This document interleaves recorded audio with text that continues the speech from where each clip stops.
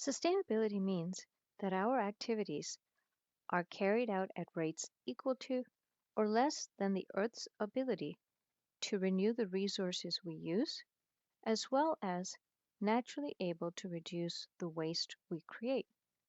Sustainability also means that meeting our current needs should not affect the ability of others to meet their needs in the future. We need to think about the future. How do we do this? In this module, we will explore what sustainable living really means. Now, sustainable living is more than the types of energy we use. Sustainable living is a lifestyle that attempts to reduce our footprint by reducing the natural and personal resources we use, by looking at our diet, how we manage our health, how we use energy, what we buy, how we move around. We can learn to consume and live more responsibly. Let's start by asking how you and your families have been able to make changes in your life over the last few years. Ultimately, it's about taking many small steps together. Think about the changes you've made as a family. Think about food first. Are you cooking at home? Are you gardening? Eating fresh food from your garden? Is your family focusing on a more plant-based diet? Have you or your family been spending more time in nature or enjoying local activities?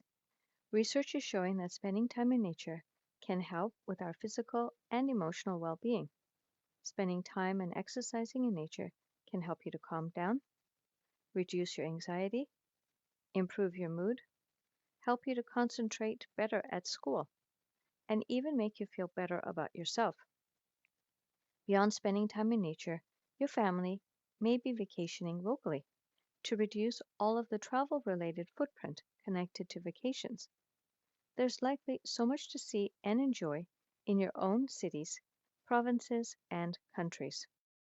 How many of your parents are working from home or using mass transportation? If people are worried about using mass transportation, they might actually opt to drive into work. In the long run, our cities need to build better mass transportation to move people around more efficiently and to reduce the footprint associated with our vehicles. Think about what more you can do to reduce your energy usage, turning off lights, proactively turning off computers when you're not using them, turning down the thermostat when you're not at home or at night. Maybe your families are thinking about buying an electric vehicle. Imagine using the car battery in your electric vehicle to power your home. You might also have neighbors who have solar panels on their roofs, or maybe you're using solar lights in your garden. Let's now talk about how much we consume, that is, buy and use as a family.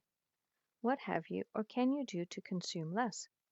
This is not an easy question, but hopefully we can all start thinking about our behavior. Has your family reduced its plastic usage? Has it increased since the pandemic? Single-use plastics were becoming popular again, including disposable items such as water bottles, products wrapped safely in plastic, including hand sanitizers, tissues, and food. But many governments across the world are starting to ban single-use plastic.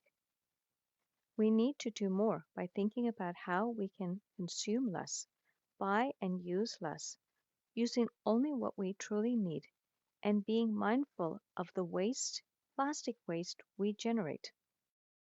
Let's talk about water usage. How can we reduce our daily water usage with a few simple changes? Discuss as a family what changes you can actually make across your home.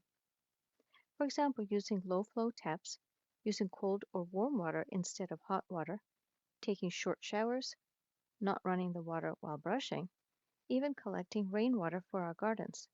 A small but impactful change is also drinking filtered and refrigerated tap water instead of buying and or using bottled water. Sustainable living can help us to create a good and healthy life for ourselves and our families. But we need to also do the same for others in our local and global communities.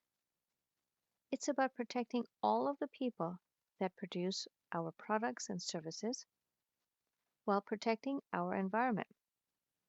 We need to ensure that everyone can live a quality of life that we expect for ourselves.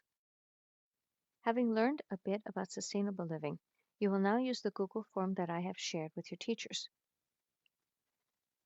See which practices you are following as a class or a family, and which ones you might not be following. What changes can you make in your life that are in line with sustainability and the need to address climate change? You can share these practices as a class, discussing where gaps exist and where you can make changes. I look forward to meeting you for our workshop when we explore how to use art to make people change their behaviors. And we'll also brainstorm ways that your class and school can become an eco friendly school.